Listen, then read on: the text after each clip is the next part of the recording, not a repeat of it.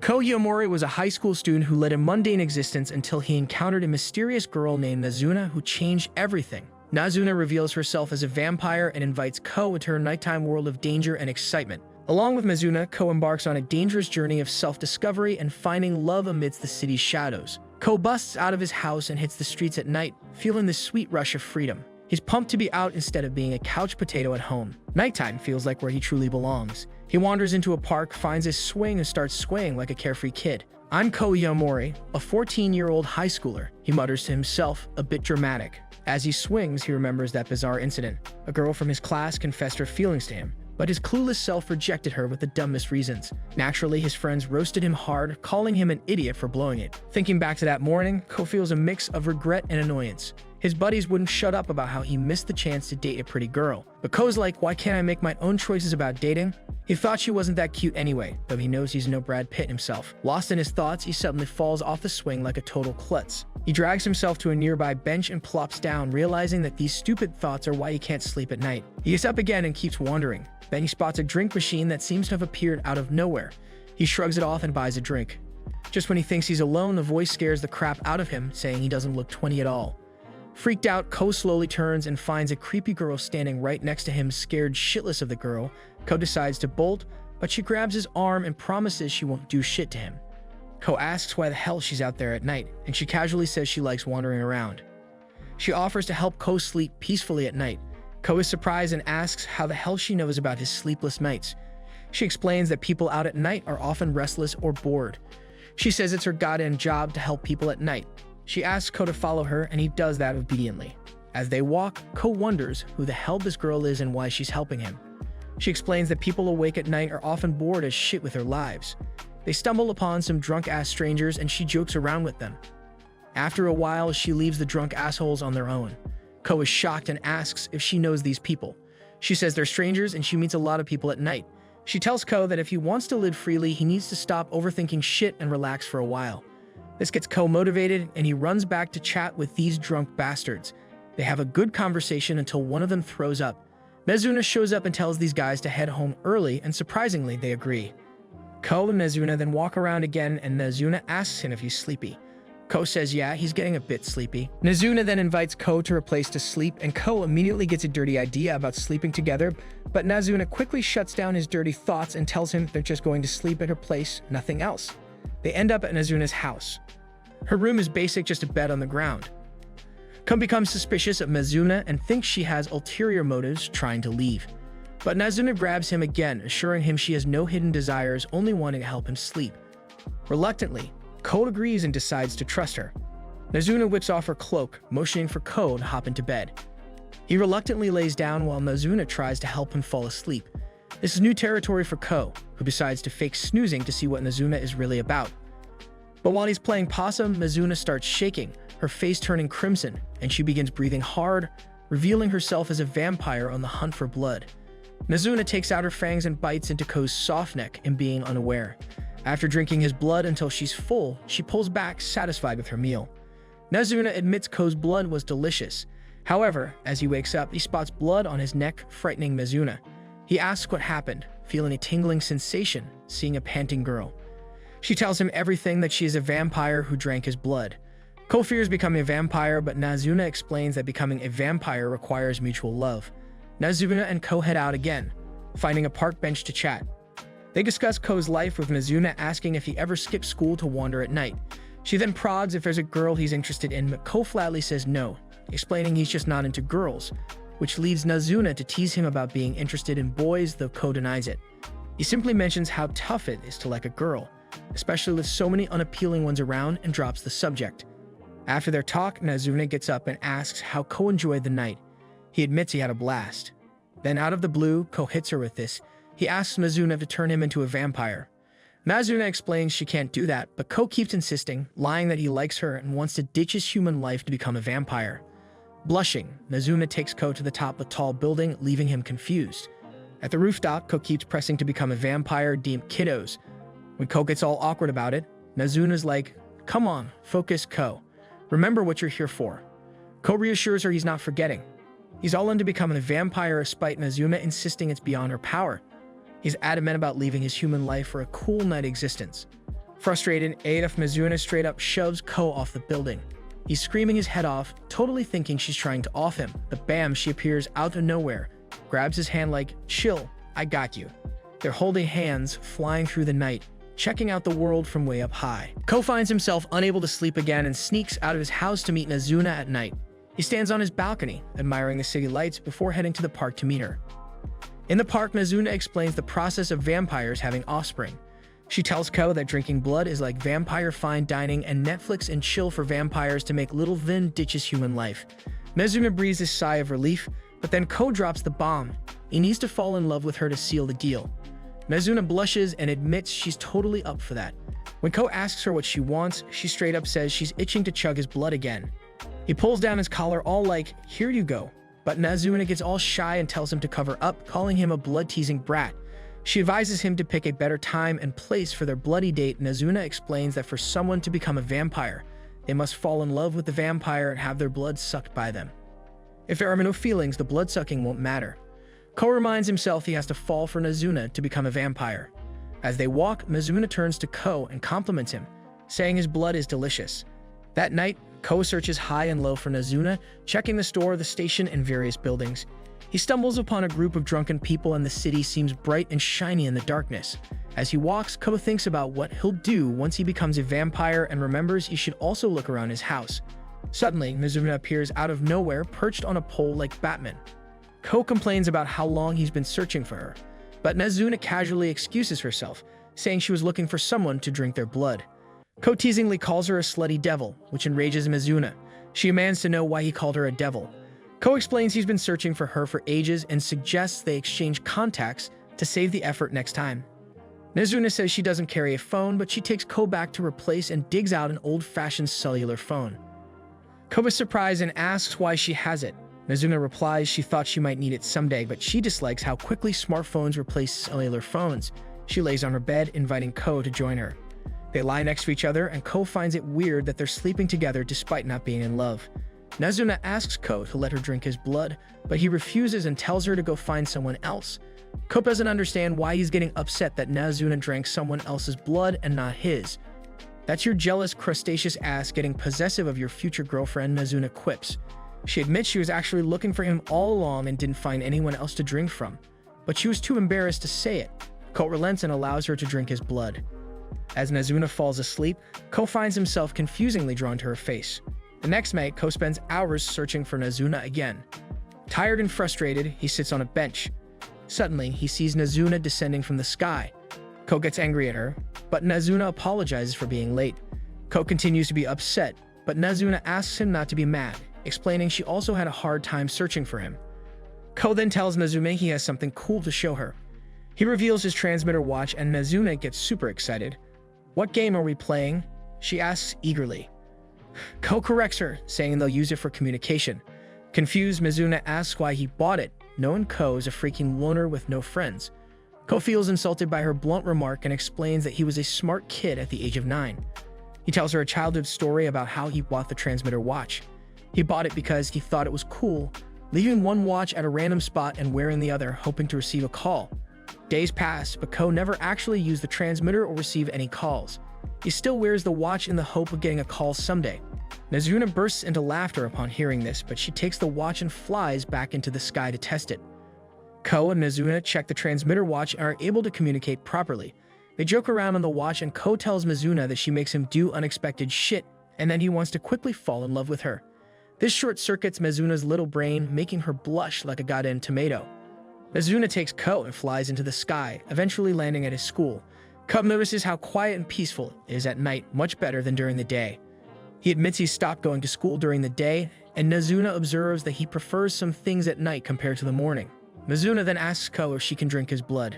Ko blushes, but agrees. After she sucks his blood, Ko feels a bit dirty. He tells Nazuna that he will call her Nazuna-chan from now on, noticing her heavy blush. He suddenly wonders why Nazuna likes lewd jokes but blushes every time he says anything romantic. Nazuna leaves and Ko stands there when he suddenly receives a call on his transmitter. He thinks it's Nazuna, but the other transmitter watch connected to his lost watch is ringing. He looks back and notices another girl standing behind him. Ko is heading back home in the morning when his other goddamn transmitter turns on. He looks back and sees a girl behind him. His watch is transmitting, indicating that this girl is the one who found his lost watch. At first, Ko is surprised to see her because he knew about this girl before. We get a flashback where Ko and Nazuna are sitting together on a building, talking about friends, while mostly Nazuna teasing him for being a loner. Nazuna asks if Ko ever had a friend, but Ko says no. He never had any friends and doesn't know what it's like to have a friend or how to deal with one. In the present time, Ko asks the girl how long she's had that Godam transmitter. She tells him it's his transmitter, shocking Ko. He wonders if the girl knows him, but she starts talking about their past, making him realize they knew each other before. She explains they were in different grades but talk outside their classes, had a lot of fun with the transmitter, but suddenly lost contact. She tried reaching out, but they lost touch when he left the school. Ko suddenly remembers everything and recognizes the girl as Akira. He starts blushing at the fact that he has a friend. Ko asks her why she's wearing a school uniform so early in the morning. She corrects him, saying it's actually early morning, not late night, and she takes a little walk before school. She asks what he was doing up so early, but he brushes it off, saying he was just going home. They both part ways and are about to split when Akira turns to him and asks if they'll meet here again tomorrow at the same time. She tells him she wants to share a lot of shit with him and have a good chat.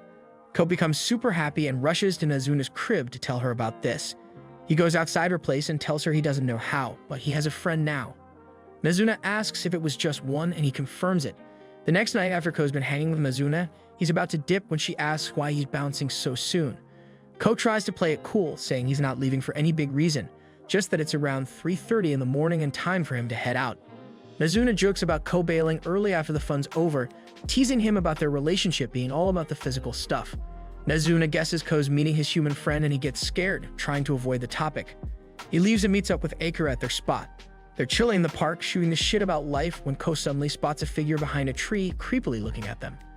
On closer look, it's Nazuna. He freaks out, but Nazuna walks over herself and pats Ko to assure him she's happy he made a friend. Akira asks Ko who Nazuna is, and before he can reply, Nazuna introduces herself as his friend and starts blabbing about being Ko's physical friend and shit. Ko quickly tells Nazuna to shove her trap, but she keeps going on about their relationship. Akira then asks Ko about his relationship with Nazuna. He explains that just like Akira, Nazuna is his friend as well, but Nazuna doesn't seem happy with this answer.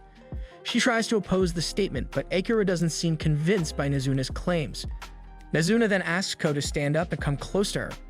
Ko stands near her when Nazuna makes eye contact with Akira and sucks Ko's blood right in front of her. Ko falls back and Nazuna seems very satisfied with her action. Akira quickly asks Ko if he's alright and inquires about what Nazuna did to his neck. She asks about the marks on Ko's neck and he tells her that Nazuna actually sucked his blood. Akira looks at Nazuna and finally figures out that Nazuna is a vampire. All three roll up to a restaurant to chill. Nazuna grabs a beer, while Ko and Akira go for coffee. Akira, all confused, asks why the hell Nazuna's drinking beer if she's underage.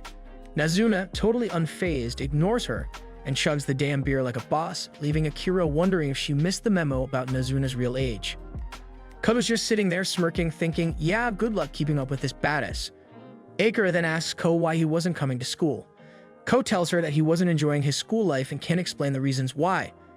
Akira tells him that she feels the same. She doesn't enjoy her time at home or school, but she wants Ko to come back to school and be with her. She assures him that they will be together in school and have fun.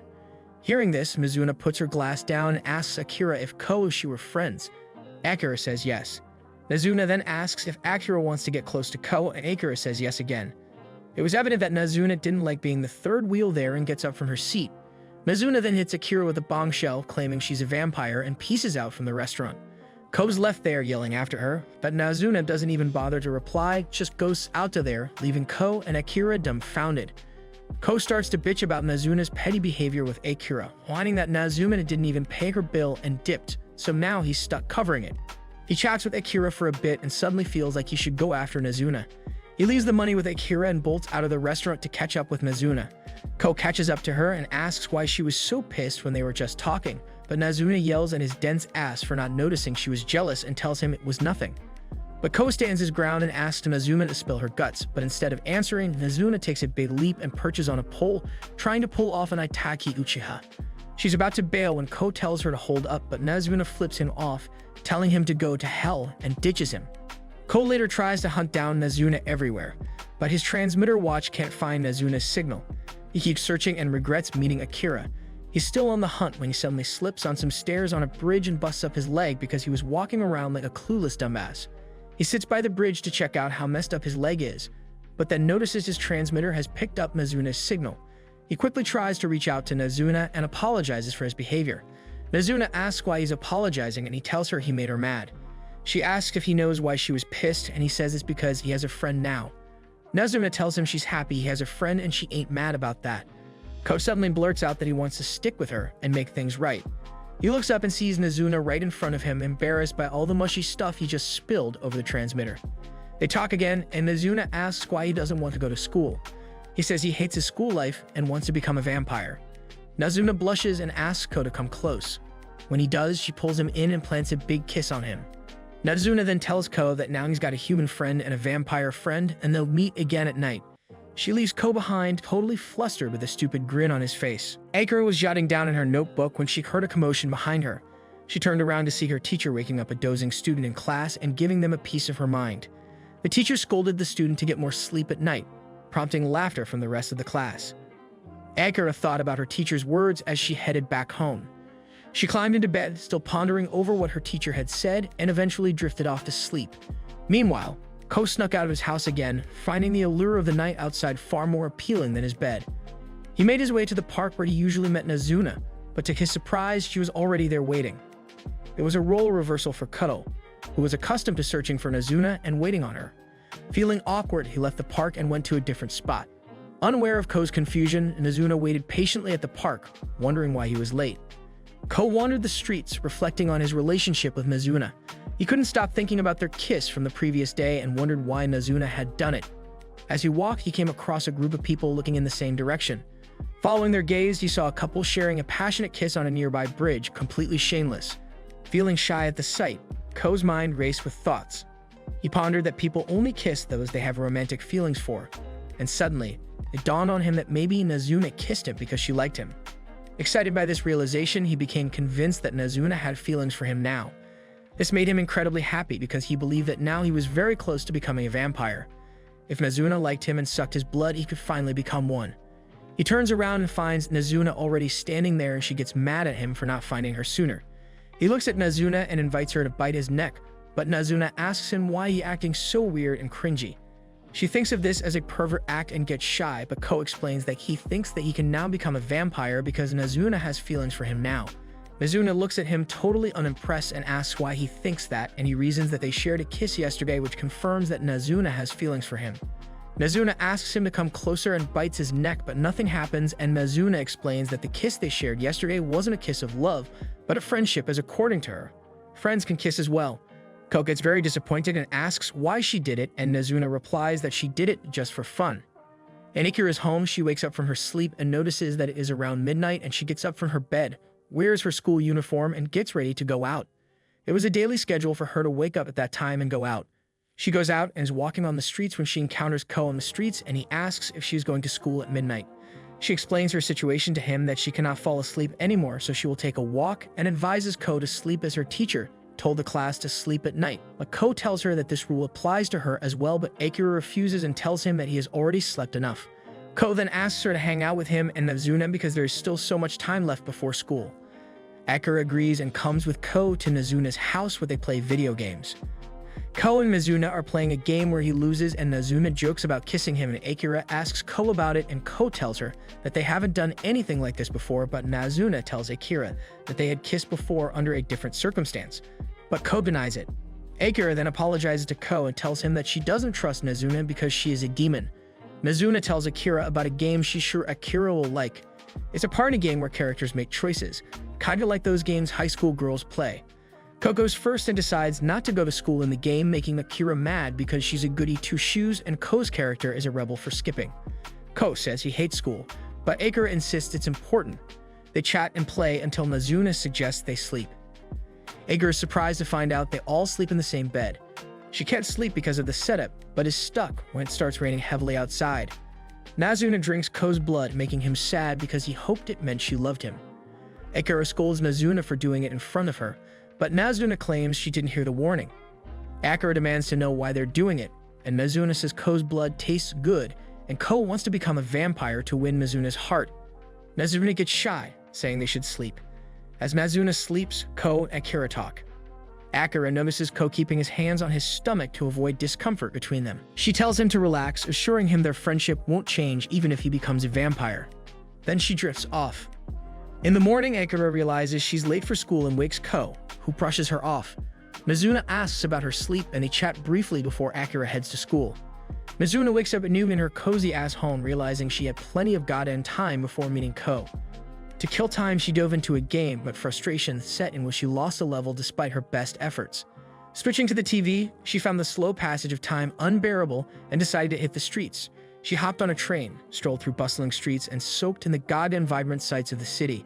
As she walked, she spotted a stray kitty and couldn't resist giving it some damn attention. After playing with her furry friend, she felt grubby and decided a bath was in order. Finding a public hot bath, Nazuna handed her simple-ass transmitter watch to the owner and asked to be notified if any damn messages came through. The owner, puzzled by the basic-ass device, listened as Nazuna explained its purpose. Disrobing and slipping into the steaming water, Nazuna relaxed and soaked away her goddamn worries.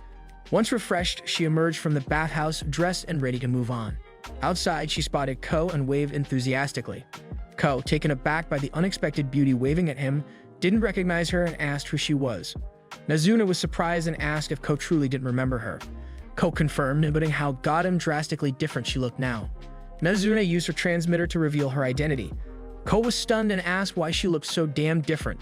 She explained it was just from her bath, and Ko, intrigued, asked for more damn details about the bathhouse because now he wanted to go too. Nazuna then takes him to the damn shop where he goes inside the bath and sits in the tub. He thinks about how different Nazuna was looking tonight and feels a different naughty feeling inside him regarding Nazuna. He comes out of the bath and meets Nazuna, who asks him what they will do tonight, and he replies that he doesn't know about that. There was something different about Ko tonight, as he was unable to say any words and his heart rate was very high. They walk together on the streets and Ko can't help but admire Nazuna's beauty. Suddenly, Nazuna jumps in front of him and asks if he's okay or not, but Ko pulls his collar and asks her to drink his blood if she wants to. He suddenly gets flashbacks of his memories with Nazuna and thinks that Nazuna drinking his blood puts him at ease and he likes it. He thinks that if it was an ordinary person, they would get scared of someone biting them, but if it happens to them on a daily basis, they would get used to it like him. As Nazuna comes closer to him, he keeps getting flashbacks of his memories, and finally, when Nazuna sinks her teeth in, Ko feels immense pain and asks Nazuna to stop and give him a rest. They stop at a place and Ko tells Nazuna to go there with him because he thinks it's a place for them to rest, and it is possible they could find some games in there for themselves. But in the next moment, Ko regrets his decision because they had entered a love hotel and Ko was thinking about the activities they do there and asks Nazuna why she didn't stop him from entering this place if she knew about it. But Nazuna simply replies that she thought Ko had indecent thoughts about her, and that's why he wanted to come here. She tells him that her intention in coming here was the same as Ko was thinking, as she tells him that she can also read a person's thoughts when she drinks their blood.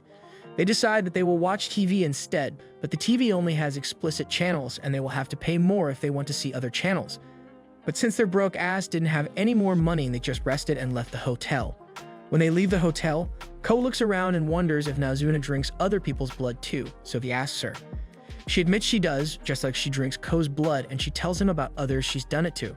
Ko calls her a bad, naughty girl for it. Nazuna says she drinks blood from women too. She tells Ko she offers services to these people, but when Ko asks if it's naughty, she says it's different. Nazuna takes Ko to her place dressed as a nurse, showing him a list of massages to choose from.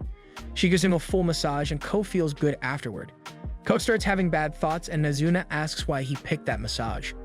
Ko swears he didn't mean it that way, but Nazuna keeps teasing him with her body. They talk about the human body. Ko is still being massaged when the bell rings and they get a customer. Ko opens the door and sees a beautiful woman. He asks what she's there for, and she says she read the message board outside. Ko brings her inside, but Nazuna isn't there. He finds her playing video games. He scolds her and says she has a customer to attend to, but Nazuna refuses. She asks Ko to give the woman a massage. Nazuna keeps asking, even offering Ko money, but he's firm and says no. Finally, Nazuna uses her ultimate method and gets close to Ko, asking if he wants a kiss. She tells him if he gives the customer a nice massage, she'll kiss him. She says it'll be good for him and brings her face close to his to try to get him to kiss her. Kiyosumi asked their co-workers to stop the car so she could leave. One of the co-workers mentioned to her that they could take her home if she wanted, but Kiyosumi remained skeptical and revealed that she had to make a stop. Actually, Kiyosumi just wanted to be at home or even work at the office like a madman. I mean, who in their right mind would willingly want to work at their offices? As it turned out, quote-unquote, apparently, Kiyosumi didn't like her co-workers' sexual jokes. Feeling tired, she recalled Mizuna's place and how much she enjoyed it last time, so she decided to go and see if it was still open. She was surprised to see a boy, Hugh, welcoming her. After waiting for a bit, Kao returned and stated he would be doing her massage. However, the smirk on Kao's face would scare even little kids, and so was the case with Kiyosumi, who was about to give up and leave. While giving her a massage, Ku couldn't stop thinking about the 2,000 yen he would get from this and also a kiss as a bonus. The man had his priorities set. Kiyosumi asked him how old he was, and Kao revealed he was 14. That surprised her, as the little daddy's princess didn't have to work at that age, and hearing it was his first day, she guessed he must have had some complicated reasons. She then asked him why he was working, and Kao revealed it was because he needed money, and there was one more thing he wanted to do. Kao explained that he stopped going to school and that, as he couldn't sleep, he started going out at night. As he ended up enjoying that feeling, he wanted to keep enjoying the night. Kiyosumi stated she understood that feeling, and 10 years ago, she felt the same way. Having gone out at night to buy something, she ended up enjoying the silence and felt the night was like a private place for her. She could even go in the middle of the street and there won't be any cars. Kiyosumi wondered why Kao had stopped going to school, and he revealed that he had gotten bored. Kiyosumi revealed something that no one had asked, that she had come because she felt a bit tired. Her work was fun but couldn't be done alone, and she got to deal with her boss and colleagues and pretended to have fun. Immediately, she began to cry like a baby, stating she couldn't take it anymore and didn't want to go to the office or for after-work drinks. Her phone then rang, and Kiyosumi knew it was her boss and she needed to get to the office. She explained she was called at ridiculous hours, but if she didn't go, she would be in trouble. Kao wondered if he should stop her or not, and if she left midway, if he would be fully paid. Again, the boy was not letting anything interrupt his priorities, earning money. However, he then realized that it wasn't important and that Kiyosumi was like him. He got serious and blocked the door, stating that she wasn't leaving and would sleep there. The massage wasn't over and she will enjoy the night. Kao then called Nazuna, who came passing through the wall. Kun told her not to let Kiyosumi go to work. Nazuna accepted and told him to open the window. As he did, she grabbed Kiyosumi and threw her out. Kiyosumi started to think she would die, but Ku jumped after her, and Nazuna came and grabbed both. On the ground, Ku apologized for how they handled it, but he didn't want to let her go to work. He stated that if it was that bad that made her cry, then she shouldn't have to do it. Kiyosumi told him that he didn't understand and that work isn't like school. As an adult, you gotta put up with stuff, even if it made you cry. Ku mentioned he wanted to be a vampire. He explained that Nazuna was a vampire, and he wanted her to turn him into one too. While he indeed didn't know about work and was naive, the boss must have been the craziest person on this god-forbidden planet to call her at 2 a.m. As vampires were not humans, thankfully it didn't need to be rational. Kiyosumi realized he wanted to become a vampire to keep enjoying the night, but admitted that she invited that. Kiyosumi started to laugh for the reason that he wanted to be a vampire. Kao then walked in the middle of the street, saying that he didn't want to give up on this. Kiyosumi joined him, recalling the feeling and finding it fun. She explained that she couldn't keep doing it as she was an adult. She needed to go to work, but hoped that he could become a vampire, wishing she could be one too. Kao then told her that if he became a vampire, he would turn her as well. As Kiyosumi left, Nazuna stated that Kao made a pretty bold statement. Ku was fine with it, as he just needed to make her fall in love with him, and girls were attracted to him anyway. Nazuna asked Ku to suggest something fun to do tonight since she lived a boring life. Kao started suggesting things like karaoke, movies, darts, skateboarding, and arcades, but Nazuna, being bipolar that she is, declined all of them. He then suggested a nighttime pool, and Nazuna ended up liking it. They ended up going to a club that had a nighttime pool, but it was nothing like Kao had expected. While waiting for Nazuna, he started to wonder how she looked in a swimsuit, but as she came, she had clothes on top and stated her swimsuit was under them. While Nazuna went for drinks, Ku began to wonder why this was more erotic than usual, where she showed more skin. The people started staring at Nazuna, finding her quite attractive. Two guys even attempted to hit on her, and seeing Ko's totally not jealous face, Nazuna decided to tease him and stated that while she came with someone, he might have left. As she talked with the two guys, Kao continued to get jealous and went to them, pulling her away from them. Afterward, Kao stated he didn't like the nighttime pool as it was full of people, and also didn't enjoy hearing what other people thought of her. The poor guy also didn't like how casually other people tried to be friends with her. Nazuna asked him if he wanted to swim and then grabbed him and flew. She showed him a pool with no people, and Kao noted it was his school pool. She then headed for it and jumped in the pool with her clothes. Deciding to act normal finally, Nazuna apologized for teasing him, but Kao stated it was fine. Mizuna then proceeded to suck his blood. Ku wondered what he felt a few days earlier and asked Mizuna if she would tell him. Kyo was out earlier and there were many people on the streets. He worried that he might run into someone he knew, and at that moment, someone called out his name. He wondered if he should run but turned to see it was Kiyosui, who finished work a bit early. He wanted to thank him for the other day. Being the broke guy that he was, Ku even bought him a soft drink. It suddenly started to rain and Kao ran to hide from it. He saw some people use smoking areas as shelter and a guy was hitting on a girl, meeting an end that was fated to be and got turned down. The girl then looked at Q and waved. Q opened his drink, but at that moment the girl appeared in front of him, asking him what he thought. She explained that he must have seen everything, and that the guy even offered money. Q guessed that stuff like this must be annoying for women. However, the girl denied it as she was waiting to be hit on. Ku wondered why, leading the girl to explain it was because she was bored and messed around with the guys who were hitting on her to kill time. However, she didn't mess with anyone and that guy just wasn't her type. Kao thought that she was enjoying the night a bit too dangerously and looked at her school uniform to see if he was aware of it. She saw him and asked if he wanted a better look, but Ku apologized and tried to explain that he wasn't trying to stare. She took his drink and left. Kao followed her, wanting his drink back, but she had already drunk it. She explained that recently, nothing worked out and nothing excited her. Kao felt she was a loser like him and told her everything would be fine. She hugged him and thanked him, saying his full name. As she was just about to bite him, Mizuna appeared and cut off the girl's arm, saying he was her prey. The girl stated that everyone was talking about Mizuna as she spent her time with a human-like idiot. She took her arm and reattached it, making the viewers feel disgusted. She stated she needed to make him a proper offspring, but if she wouldn't be doing it, she needed to kill him. As she rushed at Q, Mizuna engaged her in combat.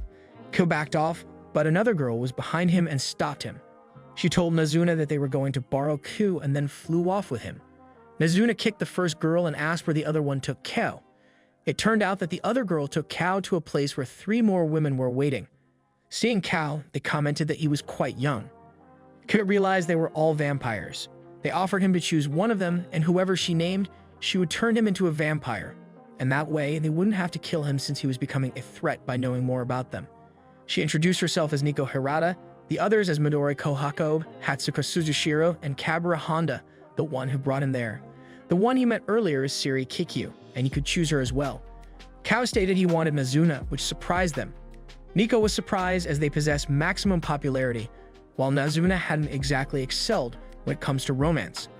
Midori stated that Q would eventually fall for her, which Nico found offensive, but Midori explained that virgins don't like Nico's style. Kim couldn't understand why they were fighting and assumed he was a virgin. Midori and Nico were surprised he wasn't, but Kim confirmed he was never someone who could pleasure a woman. Nico believed she was a good fit for Q, and they would get along well, making the others recognize her strategy and that she was trying to win him. The girls then started to gossip about some of their talks. Mizuna told Siri that he hated the way they gossiped. Siri explained that if she had no intention of turning him into a vampire, she would be just putting him in danger. Mizuna stated he had plans to make an offspring, and Siri wondered if he was serious and not lying to get by. Siri got relaxed and thought Ku was just a diversion and told Mizuna that they would either turn him or kill him. Meanwhile, Midori told Kao that she wanted to know more about him and what his ideal type of girl was, which made the others see she was going by her usual tactic.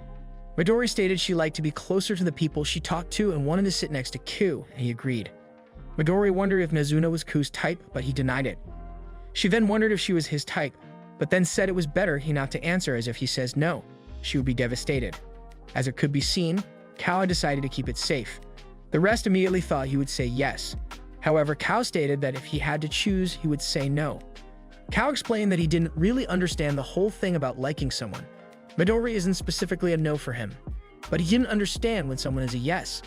Hatsuka reminded him that if he didn't choose one of them, they would kill him. Nico stated they didn't really want to kill him, but if he had no intention of becoming a vampire, it couldn't allow him to keep seeing Mizuna. Kao then mentioned he actually wanted to become a vampire, which shocked them. They wondered if Mizuna was aware of that, and Kao explained that was why he wanted to fall in love with Mizuna. At that same moment, Mizuna arrived and heard it. The way she arrived, they wondered if she had her head filled with Gordon Ramsay-level anger, but Hatsuka checked her face and stated it was all red and that she wouldn't be able to talk for a while. Kao checked if she was okay, but she told him not to talk to her. The rest stated that was why she was unpopular and explained how she should have reacted.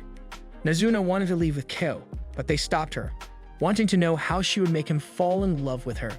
Kabura, being a detective from Wish.com, was sure that Nazuna didn't have any plan as she never involved herself with them. She never made offspring and wondered why Q was special to her and why she was intrigued to know Nazuna's favorite taste. Not many might know, but Kabura was also an opportunist. She told Q to hang out with her when Nazuna was busy, but Nazuna stopped her, telling her to remove her hands from her prey or she would kill her. Miko stopped them and explained that they really wanted to know why he was special and why she spent time with him. Kao stated that Nazuna found his blood tasty, and he decided to become a vampire. They had an agreement she would suck his blood and make him a vampire. Midori explained that they still couldn't trust Nazuna as she might be lying and had no intention of making offspring. Kao stated she told him that if he wanted to fall in love, he should go ahead. Miko laughed and stated that was good enough. Hatsuka guessed it was just Nazuna's way to hide her embarrassment, as Kao did need to tell her he fell in love. Nico then told them that they wouldn't be kidnapping and killing Ku anytime soon, but if they took too long, that may change. Kao stated it wouldn't be a problem as he intended to become a vampire, no matter how many years it took, which surprised everyone. Hearing Kao saying that no matter how many years, everyone gave him a surprised look. Kao then wondered what was going on, and Nico told him that there was a time limit. From the first time one got their blood sucked, they had 1 year to turn into a vampire. Otherwise, they would never turn. Ku turned shocked towards Nazuna, who casually stated she had forgotten about it. After a bit, Nazuna stated they would leave, but seeing the girls having fun, she turned to Q and reminded him that he still hadn't received the reward for the massage the other day.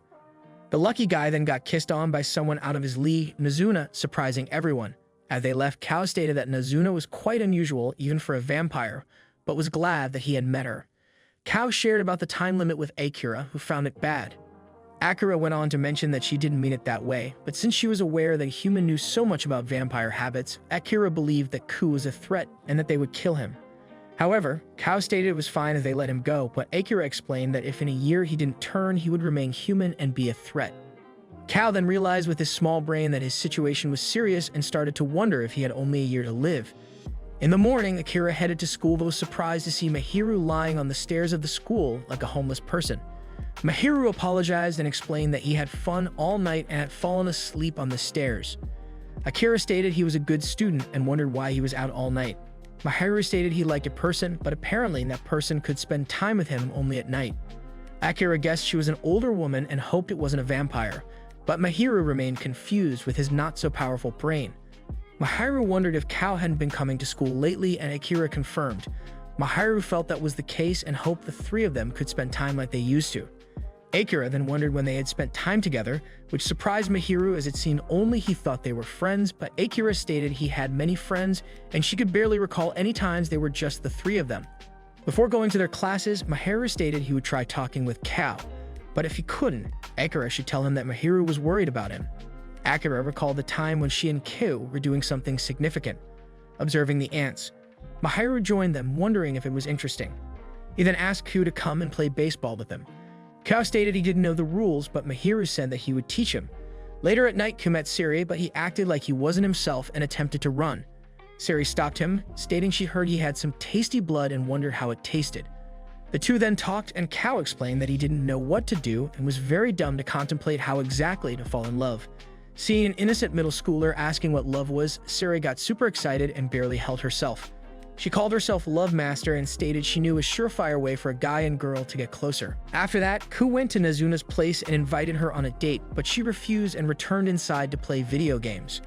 Ku wondered if it was because she was gaming that she didn't want to go on a date and then turned her game off. Nazuna was annoyed but explained in a hurtful way for boomers that at least modern games had saves unlike retro games. Ku insisted on them going on a date again and annoyed, Nazuna accepted. Ku took Nazuna to watch a movie. However, as they watched, Nazuna asked him if he was trying to get on her nerves as he picked a rom-com movie. Ku apologized and they left. Outside, he looked at a piece of paper with date plans that Siri gave him. The next one was a cafe where they could talk about the movie they saw. As they went and Ku asked about the movie, Nazuna got annoyed. Nazuna then wondered if someone put ideas in his head and who exactly it was. Kao recalled that Suri told him not to reveal that she had given him ideas as Nazuna hated her with the deepest of her heart. Nazuna then saw the piece of paper and took it from Ku, realizing it was Siri. As she read the list of ideas, she found it lame, just like Siri, and decided to head home. After gaming for a while, Nazuna felt hungry. She saw the list and went to Kao's place, asking him if he wanted to do the last part of his list, a meal overlooking the night lights. She took Kao and flew over the city, wondering what a date was. And if this was a date, they had always been going on dates. Nazuna wanted them to do what they always did, as she found it fun. Nazuna then proceeded to suck his blood. While looking for Nazuna, Kao saw Mahiru with another boy and 2 girls. He froze for a moment, but as Mahiru didn't see him, he relaxed and found that Mahiru hadn't changed. However, Mahiru recognized him and turned back to talk with Kao. The two went elsewhere, where there were fewer people. Ku was surprised that Mahiru managed to recognize him after so much time, but Mahiru stated it was natural as they were friends. Kao recalled that he always wondered about the point at which people were friends, but he had considered Akira and Mahiru to be his friends. Since Akira was a girl, he wasn't really sure how to interact with her, but things were much easier with Mahiru. Kib noted that Mahiru was perfect and much better than him. He had good grades, excelled at sports, and people liked him. His family owned a flower shop. Being told that he was Mahiru's friend made Kao happy. As the two talked about how easy it was for them to notice each other, Akira showed up. Mahiru wondered if she was heading home, but Akira stated she was actually going out. Akira then snitched on Ku, telling Mahiru that Ku was skipping school as he fooled around with a girl, but she wanted Mahiru to tell him to go to school at least.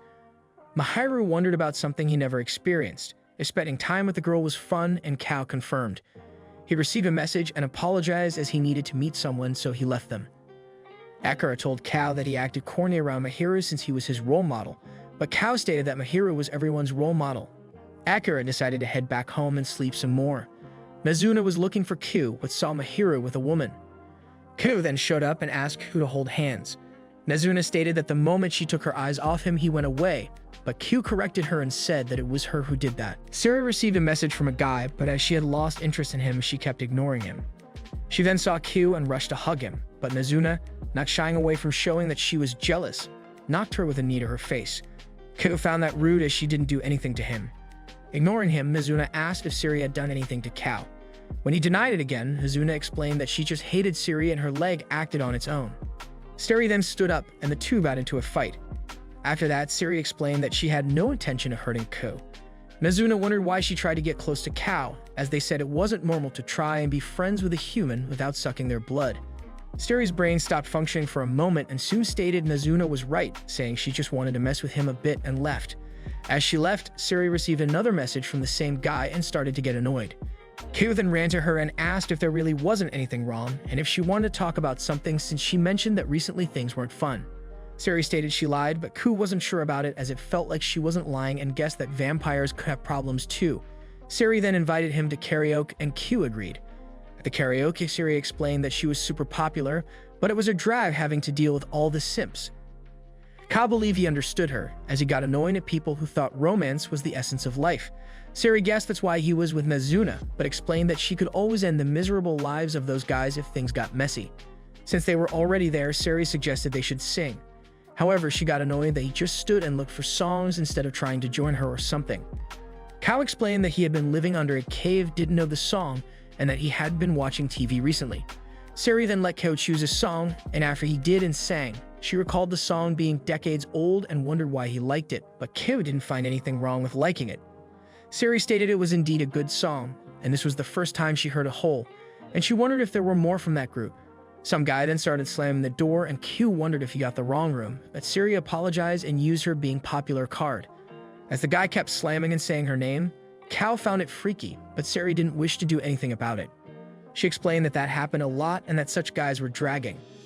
Ku was worried that he might enter, but Siri stated he didn't have the guts and greeted him, which caused the guy to back off. Ku wondered if this was the problem Siri was having and asked what she wanted to do to make things better for herself. Siri stated he should try to give her proper advice because in the end he wouldn't enjoy hanging out with her and should laugh and brush it aside. She said the solution was easy, and she could just kill the guys when she wanted. Kao found that to be arrogant, but Siri countered that humans were arrogant as they didn't care when someone died but were against killing. Kao clarified that he didn't mean that. Sometimes one has to kill, but with this guy she could solve it just by talking. The guy then entered and wondered if they were arguing because of him. Seeing his eyes, Ku was finally smart enough to realize something on his own. Kao saw that the guy couldn't be reasoned with. Siri stated it was a hassle and it was just easier to kill him fast. She then jumped at him, but Ku charged the guy and took him out of the room. Siri warned that if Ku got in her way, she would kill him too, but Ku told the guy to run, and the two then ran. They managed to escape, and the guy asked Hugh what he was to Siri, but Kao said nothing and asked him the same question. The guy then wondered what he was to Siri and who he was. Ku guessed he liked Siri and asked him to tell him about the romantic feelings he struggled with. The guy recalled how he met Siri. One day he tripped and lost his glasses, but Siri was there and found them. She invited him for a drink, and there he told her that the saying love is blind is true in a way, as when in love, people's brains release more dopamine, which is kind of similar to taking certain types of drugs. The guy guessed that Siri talked to him back then because he was drunk and tripped and she felt sorry for him. He was okay with that and liked how she sometimes flirted with him to make him feel better. He knew he was not her boyfriend or her closest friend, but he didn't want to see her. However, the times he didn't see her felt long, and he started to wonder if she was seeing and complaining about him, and he started sending her messages. Ko told him that Siri did complain, however, it wasn't about him in particular. He probably sensed from their limited interactions that she didn't think kindly of him. Siri then showed up and stated it was time to kill him and explained she was a vampire. Kao refused to let her do it, and as Siri ran at them, Nazuna came and stopped Siri, who had been listening to the conversation thanks to Kao's watch. Siri stated she wouldn't kill Kao, so Nazuna could let her, but Nazuna was curious why Siri suddenly decided to kill for once. She wondered what the deal with the guy was, but he asked them to stop, stating it wasn't Siri's fault, and he forgot that he shouldn't have fallen in love because they were friends. Siri revealed that she never intended to turn Akihito into an offspring but hung out with him sometimes. Siri got tired of making offspring, but there was no one she could talk to. She was tired of having romance be part of every human interaction she had. However, she didn't know how to be a friend and unconsciously acted to make people fall in love with her. Siri told Akihito that they should stop seeing each other and act like nothing happened. Looking at them, Ku realized she was a pain in the ass to deal with and that Akihito was quite reasonable. He found it ridiculous that she enjoyed having him as a friend, but to not ruin it, she intended to kill him. He suggested they should talk about it as friends first. Siri explained to Akihito that she was a vampire and that Nazuna and Ku's relationship was an exception and usually not allowed as it usually didn't work. While she said she wouldn't be seeing him anymore, she started to cry like a newborn and stated she didn't want to quit being friends since it was fun. Akihito stated he had fun too, but ended up falling in love. He wanted to be with her and asked her if she would make him an offspring. She asked him if he was sure, and he confirmed. Looking at them, Ku found it unfair as he wanted that too. Nazuna guessed that he thought this was unfair and suggested they could take it slowly, but for now, she wanted to suck his blood. Siri then invited them all to karaoke to celebrate her new offspring. Midori worked at a maid cafe but received a message from a co-worker that she wouldn't be able to come to work at night. Needing help, she wondered what to do but didn't want to call her vampire friends since she feared it would turn into a popularity contest. Then she saw Nazuna and Kao and got excited, thinking Nazuna was perfect since she wasn't popular with guys, eliminating any competition for Kao. Nazuna agreed to do a shift at the maid cafe and dress as a maid but wondered what Q would do. Midori suggested he could order something and she would pay for it. She couldn't believe he said no to her and intended to show him how cute she was. Midori decided they should practice telling Nazuna to say what she told her and Kao to act as a client. When Kao entered as a client, Midori welcomed him and called him Master. She let Nazuna introduce herself, but Nazuna proved to be absent-minded, forgot her lines, and just greeted him, which annoyed Midori, who broke her maid act for a moment in front of the other clients. Midori asked her not to ruin things and reminded her that she was even getting paid. Nazuna hadn't really paid attention before, but upon hearing she would be paid, she got motivated and decided to do better, though she still struggled. Midori then went to another client, serving him coffee and acting cute. He enjoyed it and complimented both her and the coffee. One of the other maids brought Ku's order and introduced herself as Arisa, realizing he was new. Kao explained he was there due to Kohako, but Arisa quickly silenced him, saying that she was only known as Midori-chan there. Arisa wondered if Ku was there because of Midori, but Q denied it. Arisa explained that Midori had achieved a great feat, becoming the #1 maid from the moment she started, but before that, Arisa had been the #1 maid, although that was a topic she shouldn't talk about. After work, Midori wanted to take a pic of Nazuna and post it on their social media account. However, she noticed that someone had posted covered photos from angles where the maid's underwear could be seen. Kao checked them and zoomed in on one, causing Midori and Nazuna to call him a pervert. Kao clarified that none of the photos were of Midori, which surprised her. Kao then corrected himself, stating that all the pictures were of Arisa, leading Midori to guess that some customers fancied her.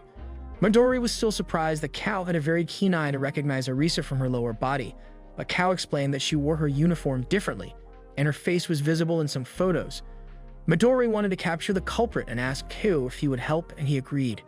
The next day at the maid cafe, Ku was looking at the pictures again and saw one where Arisa was even changing clothes. Arisa walked in at that moment and saw him, commenting that it was embarrassing when he stared like that. This surprised Kao, who apologized. Kao then pondered how someone could be that skillful in such a useless field to take a picture while Arisa was changing and noticed the window leading to a balcony. Arisa then mentioned that she needed to change for work, and Kao apologized and quickly left the room. Kao then saw the door that led to the balcony, but it was locked. Since Nazuna was on a break, he went outside with her, but he couldn't see anything that someone could climb up to the balcony. He asked Mizuna if she could get him up on the balcony, and she grabbed him and jumped up. Inspecting the balcony, Kao stated that since the door was locked, getting to the balcony required physical abilities like Mizuna's. Soon after, Arisa opened the window and was surprised to see them. Mizuna explained that they were looking for the culprit and told Arisa to get inside and change for work. When Arisa left the room, Kao summoned his inner photographer and took pictures of the room, stating the angle was close, but something was still off. Nazuna suggested that she go in, and he took a picture of her. He took pictures but didn't like them. Kao explained that looking good in pictures depended on being used to taking selfies and knowing how to present your face. By taking a selfie, Kao started to think and figure something out. He then told Nazuna to call everyone after work, and if he were correct, the culprit would come to the crime scene. Midori came into the room, excited that Kao knew who did it, but with every word, Kao became less confident. Hearing footsteps, he asked Midori to hide and told Nazuna to do what he had instructed earlier. Kao and Midori ended up hiding in a locker. Arisa entered and Mizuna told her she was the last one and that she was heading home. While in a locker, Kao explained that they were hiding because the culprit came after Arisa when she was alone. He inspected the pictures and noticed they were all taken when there were no other staff or customers present, and all were taken after closing hours. They heard the window opening, and Kao told Midori that this was the only way he could be sure. He then opened the locker and saw Arisa getting in on the social media trend, preparing to take a selfie. Kao apologized but asked Arisa why she took photos of herself. Midori asked Kao how he figured it out, and Kao explained how he summoned his inner detective. He explained that the pictures were too good. If someone aimed to take such pictures, they would only care about capturing the image, but these photos looked too well composed. Additionally, another important detail was missing. Most peeping Tom photos include shots of underskirts, but since there were none in these photos, it made him wonder if that was intentional. Kao again asked why, and Midori was surprised he couldn't figure that part out. Before, Arisa was number 1, but now she is number 2, and she must have been frustrated. She had made a peeping Tom to prove that she was still popular and satisfy her desire for recognition. Arisa stated she would quit, but while she was saying it, Midori stated it was all fine and what she was doing wasn't that bad or weird, as many people also did it. All the girls working at the maid cafe, including Midori, were in a way trying to satisfy their desire for recognition. Nazuna ended up liking the pay at the maid cafe and decided to work there from time to time. One night, Arisa, who was on her day off, visited the cafe and sat next to Kao. Arisa explained that she used to take many selfies. Sometimes she started in the morning and before realizing it was meant already, but she never imagined someone would say that was an okay thing to do. She sent a photo to Midori, who told her she liked it. Arisa then asked Kao a $1 million question. If they take a picture together, Nazuna earned some money while working as a maid and decided to buy herself some stuff. As she ended up enjoying the money just like Kao, she decided to improve the quality of her cuddle buddy business to make it more profitable. She then sent Kao to find her new customers. Kao then went around looking for people who looked super tired and bored with their lives. He saw a woman smoking on a bridge who looked super tired. Kao approached the girl, thankfully not in a creepy way this time, told her that she looked tired and asked if she wanted to chat for a bit, and she agreed. They went to a coffee shop, and Kao explained that he wasn't trying to hit on her, but that disappointed her a bit as she got excited for a moment that a young boy was interested in her, as she had been feeling quite lonely recently. Kao explained that he was looking for customers for a cuddle buddy business and looking for people who were sleep deprived, but explained that the business owner did the cuddling. Hearing that he was working part-time, she cited the labor law that a person under 18 couldn't work after hours and stated she could report them. Kao panicked for a moment, but she told him she was joking. She told him to be more careful about who he picked and that she didn't like cuddling but preferred sleeping alone. Kao mentioned they also did massages, which interested her as she worked all day. Kao wondered what she worked on, and she gave him a business card where he saw her name Enko Yuguesu, and that she was a private detective, which excited his emotions. Enko asked him if he was usually outside at this time, and Kao confirmed. She then asked if he knew Aikido Akiyama, but Kao couldn't recognize the name. Enko then showed him a picture and said his friends called him Akan, something that Kao never asked. Kao then recognized him but nervously stated he didn't know him. Enko noticed he got nervous and pulled him towards her, asking if he really didn't know him. She checked his pulse, and upon hearing his heartbeat, she let him go. She left extra money for the drinks and explained that the change was for him. Now, if that does not make Kao feel ashamed, it's not known what will.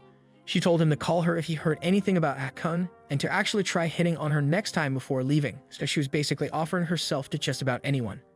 Hearing what happened, Nazuna was disappointed and stated she wasn't interested in doing anything unless she would be treated to some booze for daily medication.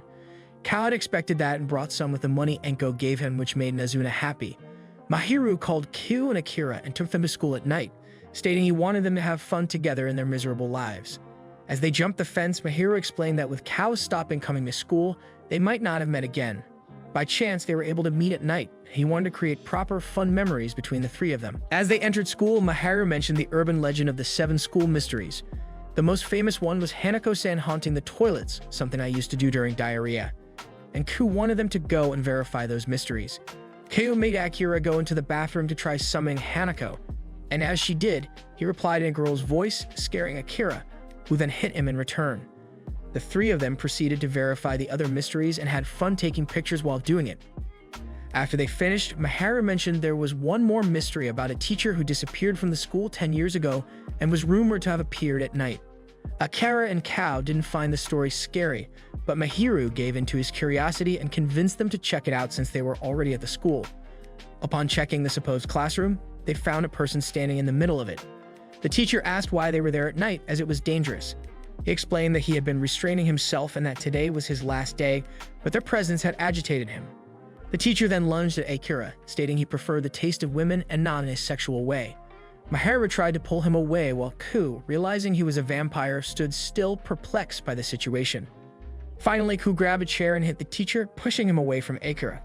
Ku sensed something different about the teacher, noting his unkempt and distressed appearance. The teacher warned them to run away before he lost control. Just then, Enko showed up, stating she had been on a different trail, but had still hit the jackpot. The teacher mentioned he didn't want to run into anyone but couldn't hold on any longer and wanted blood. Enko showed her neck and he jumped at her. She opened her arms and hugged him, letting him bite her, but this was not a wholesome moment by any means. A moment later, he backed off in agony, stating she tasted quite bad, roasting her in hindsight. Enko stated she couldn't find any leads on him, but now she was sure that for the past 10 years after he became a vampire, he never once ate properly. He had restrained himself for 10 years, but that day was his breaking point. Ku wondered why he didn't drink blood. Enko stated that no one would want to become a vampire, and the vampire confirmed that he was tricked. Enko told him she would let him die as a human being and put a silver ring in his hand, forcing him to hold it and not resist. As she talked to him and calmed him, the morning came and he turned to dust. Enko stated that the teacher who went missing 10 years ago died that day as a human, although he was supposed to die naturally that day anyway. She reintroduced herself and stated that she worked on cases that sometimes involved missing people who disappeared due to vampires. Ku wondered why she killed him, as she had stated he was going to die naturally that day anyway. Enko asked him if he should have lived a life as a monster. He had struggled for 10 years, not knowing what he had become. She told Kao that he knew nothing about the vampire and wouldn't let him achieve his idiotic dream. Kao thought of what Enko said and agreed that he didn't know anything about vampires. He went to see Nazuna, who was eager for some blood like always, and Q agreed. However, as she hugged him to suck his blood, he was reminded of the teacher vampire that lost control and pushed her away. She wondered what happened, and Q told her about the vampire who had lost control. Nazuna guessed he was starving and couldn't control himself anymore. Q then asked her if she got like that too, but she told him not to compare her to him and that it was something he must not worry about. Nazuna then suggested they go for a walk to clear their minds, which were already empty. She stated she heard that vampires died after 10 years if they didn't drink blood. She heard of some who became vampires and couldn't accept it and died without feeding. Q told her that the detective stated she would prevent him from becoming a vampire. Although he hadn't given up on it yet, he was worried as she knew how to kill a vampire. He didn't want Nazuna to die because of him. But this was the first time he felt that vampires were scary. Q apologized for earlier and said he was fine now and she could suck his blood. Q later met with Mahiru, who asked him why he wanted to become a vampire, as the vampire they met almost killed Akira. Q started to wonder what he wanted to do and if it was freedom, that he wondered if he wasn't free already. He didn't think it was because of Nazuna, since he spent time with her to become a vampire, and he didn't know it was love, as he was trying to fall in love to become a vampire. As Cab didn't answer and continued to being absent-minded, Mahiru asked him again, wondering if he would be tricking people and sucking their blood, or if he wouldn't be drinking blood and eventually losing control and acting like a maniac, just like the teacher. Mahiru told him he didn't need to answer then, but he needed to think about it. Nazuna wanted to visit Ku's home, and he took her. She went looking around, but stated it was strange that she couldn't find any porn magazines. She wondered where his parents were, and Kao explained that his mother was probably working, while his father hadn't been there since he went to get the milk. Mizuna wondered if Kao had reconsidered and if he was unsure right now. Kao revealed that Mahiru had asked him why he wanted to become a vampire, and after thinking about it, Kao stated it was because he liked the night. However, recently he learned that it wasn't all just fun. He was okay with that, but not if he were to hurt his friends. He was already having fun, and Nazuna was eager to make him an offspring, so he would be fine even if he didn't become one. Nazuna asked him why he thought the night was fun for him, and Kao responded in the most cliche manner possible and mentioned it was because of the freedom. Nazuna agreed, but if they had taken it further, it was because they had been out of the ordinary life he had. She wondered if he had been equally as exhilarated each night as the first night he had gone out since his nightlife had become an ordinary life. Nazuna had said that anything out of the ordinary never lasted for long, and that being a vampire was boring, just like recent superhero movies. She had apologized for lying to him and explained that it had been decades since she had become a vampire and had always been bored. Ku wondered why she had shown him only the fun stuff, and Nazuna guessed it was because that's how she wanted it to be. Ku called Anko, and they met. Anko had expected Ku to contact her for a romantic relationship, but had been disappointed that he wasn't really that interested in her. She realized that he wanted to talk about vampires, and Ku asked her what she knew about them.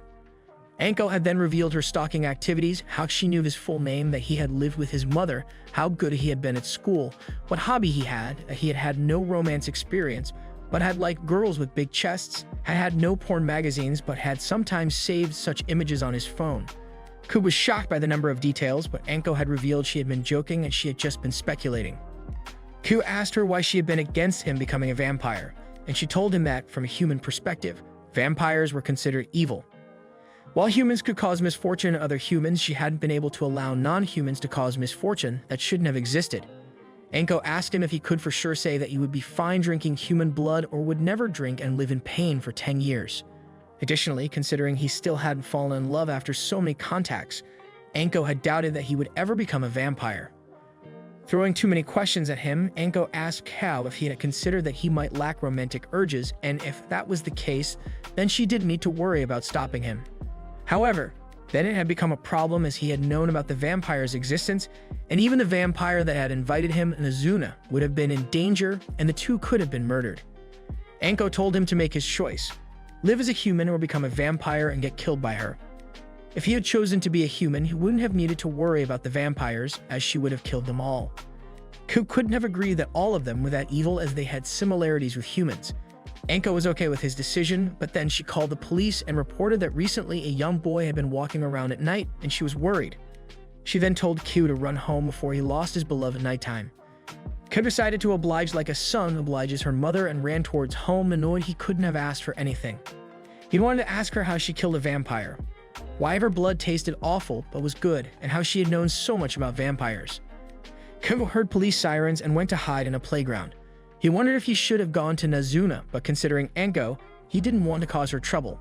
Hatsuka then showed up as she spotted Ku, what he believed to be hiding. Hatsuka took Ku to his place. Entering his home, Hatsuka was immediately welcomed by 3 excited adults who were happy to see him. They explained that they were good as they wanted Hatsuka to be proud. Hatsuka apologized, told them he had a guest, and asked them to leave. The trio was shocked and angry, but Hatsuka gave him a cold look so as not to badmouth his guest, and the trio became silenced right away. While Hatsuka took a shower, Ku waited for him and wondered what the 3 adults were and if they were his offspring. He also noted that compared to the other vampires, Hatsuka seemed unusual. Opening the bathroom door naked, Hatsuka called Kao to bring him a towel, as he had forgotten it, and usually others prepared it for him. Ku was then shocked to learn that Hatsuka was actually a man and not a woman. Hatsuka was surprised that Nazuna had not told him. Kao explained that she didn't really tell him many things. Nazuna visited the other vampires and explained why she thought that Ku would become a vampire. However, she wanted them to let him live. Nico got angry and smashed the table and stated that Nazuna must have come prepared to face some consequences. However, killing amongst them wasn't technically allowed, and she didn't feel about it either. Killing Ku was easy and would solve everything. Nazuna then stated she would kill Miko, who stated this wasn't a way to ask for a favor. Miko had asked Nazuna again what Ku was to her, and how he was different from other humans before him. Kava told Hatsuka that he wasn't sure he wanted to become a vampire, which Hatsuka had found so lame that even flat Earth theory started making sense. Ku told Hatsuka about Enko and how she had killed a vampire. Hearing he turned into ash, Hatsuka explained that vampires didn't really know much about vampires either, and because of that, Nazuna hadn't been trying to hide information from him. They also didn't know why some blood tasted good and some bad. Hatsuka then recalled that, according to Nazuna, Kao had good-tasting blood. As he made a move, Ku wanted to stop him, but Hatsuka stated he should be fine as he looked like a girl. Kao then wondered why he was inspired by cosplay and dressing like a girl. Hatsuka explained that he looked good that way and both men and women tended to get attracted to him. Kao had stated that Hatsuka should have once fallen in love with him to turn into a vampire and had wondered if he had also been conflicted. Hatsuka had then received a message with a picture of the broken table. Hatsuka had explained that there were no strict rules that stated Ku must be killed, but there would be consequences for both Ku and Nazuna. The consequences would have been harsher for Nazuna, and she had been the one in danger right then. Hatsuka then proposed that Ku become his offspring since becoming a vampire would save Nazuna.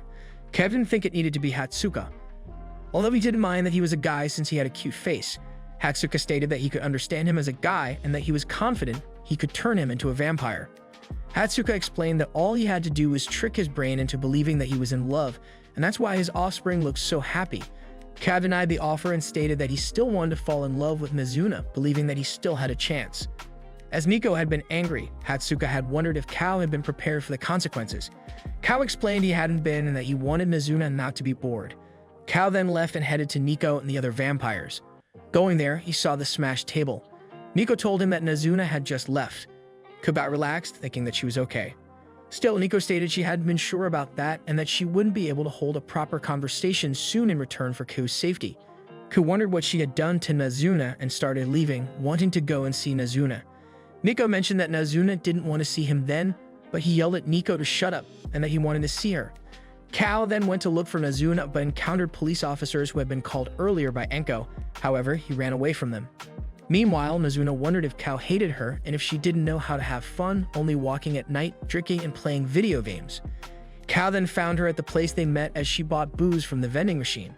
Ku wondered if she was okay, and Nazuna confirmed that she was but turned away, trying to act like she was in a movie. Kao stated that he had been bored until he met Nazuna, but now he is no longer bored. Kao then wondered about Nazuna, where Nico mentioned that consequences were important, but no amount of beating would get through to Nazuna, and she actually preferred talking about love. Nico revealed that the condition for not killing Ku was for Nazuna to make him fall in love with her. Nazuna stated that she had had fun and had even forgotten how bored she was. She acted cool and like she knew everything, but in reality, all they had done had been new to her.